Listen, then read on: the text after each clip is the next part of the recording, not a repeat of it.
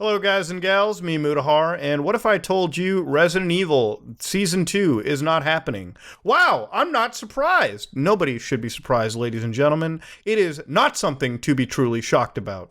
Now, when it comes to TV shows on Netflix and big franchises, look, I'm not a Death Note fan. I'm not a One Piece fan. I'm not a what is the other shows they keep? Cowboy Bebop. I'm not any anime fan, but anytime Netflix makes an anime adaptation, it usually always comes to piss off the fan base. Not always, but usually it comes across looking incredibly cheap by comparison.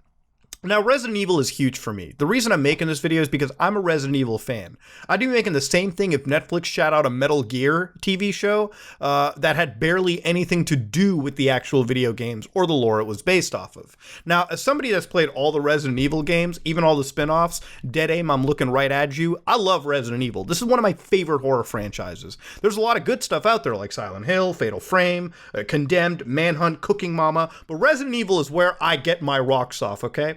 Honest to God, I would give up my firstborn, okay, to relive all of Resident Evil again, because it's just a fun time.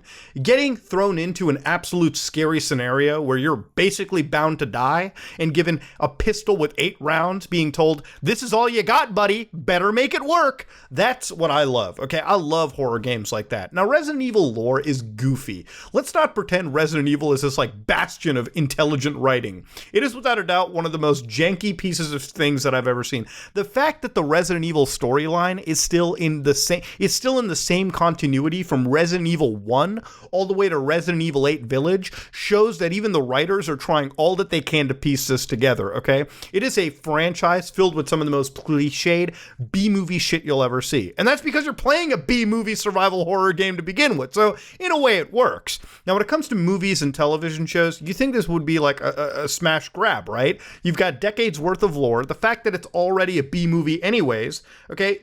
You could probably make a pretty decent show or TV movie out of it. The fact that we have always had misses in the Resident Evil shows is no shock anymore, okay? And honestly, the Netflix show hurts a little bit more too because Netflix is such a massive cultural phenomenon. It really does bring the entire world together. You know, the entire world watches shows like Squid Game, like Resident Evil, like Ozark, like Narcos together. It's a show that's internationally broadcasted.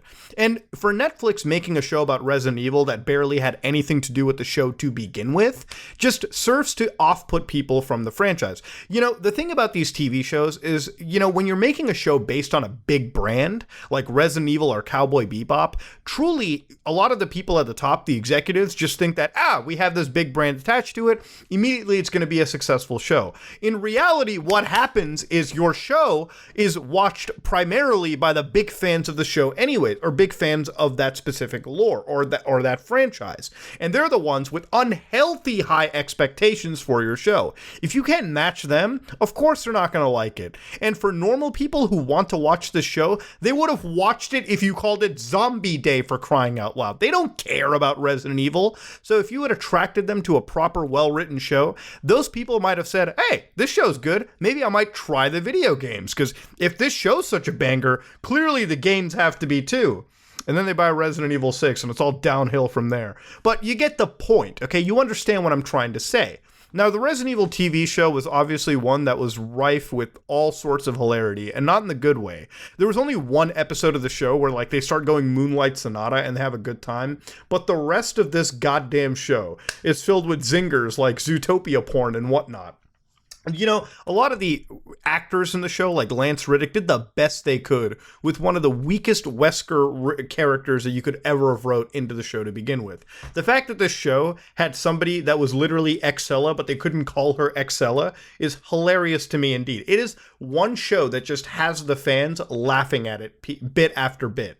And it's a shame, really. You know, the show could have been good. Honestly, Netflix could have spent 1/15 of this cost to make a found footage movie, all called Alpha Team or Bravo Team, where they send another team of stars into a mansion and literally witness how this mansion devolves into like a zombie attack. And they could have walked around and uncovered the secrets of Umbrella. They could have literally made an hour-and-a-half movie of just that, and it probably would have attracted a lot more people than just writing being a shitty episode, a shitty season for Resident Evil. Now, guys and gals, surprisingly, okay, shocking turn of events, they're not renewing it for a second season, which effectively shows that this is one more piece of Resident Evil media that has now died, fallen under the crutches of what happens when Netflix gets their hands on any form of popular media or show. You know, as a gamer, as somebody that enjoys video games, I'm always happy to see my favorite franchises turn into movies and television shows. But then I always shit myself whenever I see the name Netflix or Amazon Prime or whatever attached to it. Because I know what's happening is a lot of these big services are just throwing money around to buy popular IPs with no actual care about writing them at all into, like, for the mainstream. They're not trying to make actual good shows. They're trying to make some crappy art by their standards. If you want to make a show based on a video game and want it to be successful, maybe look beyond the Wikipedia page for the goddamn game. It feels like the Netflix TV show, the Resident Evil show, was written by a bunch of people that were like, what is it? Raccoon City. Yeah, that's a place. Who's the bad? Wesker, that's a bad guy. Hey guys, what are the enemies in the Resident Evil stuff? I think it's ghosts, right? Zombies? No, that can't be true. Really? Okay, well, I guess we're gonna have to put zombies in it. Didn't read that on the Wikipedia page, but I guess we'll go with it. Hey, did anybody play the games by any chance? No? Good for you. The games are shit. Yeah, I mean, this is what it felt like. And is it surprising? Absolutely not. So yeah, ladies and gentlemen, Resident Evil TV has been canceled, proving once again that divine intervention can truly bring about the best of days. Is it a sad thing to see that one of my favorite, like, franchises gets another bad piece of media? Absolutely. It's something that hurts the franchise in the long term, and honest to God, Resident Evil deserves a good movie and a good TV show. There are some good movies out there, like, I'll be the first one to say I'm a sucker for the original movies, back in the early 2000s. I'm a sucker for that kind of shit. Am I a sucker for the new one that just came out too? Kind of. You know, it's a pretty good retelling, I guess you could say, of Resident Evil 2 if you're high. But ladies and gentlemen, Netflix, stay far away. Please, just stay far away from any franchise in the future. Jesus Christ. Ladies and gentlemen, if you like what you saw, please like, comment, and subscribe. Dislike if you dislike it. I am out.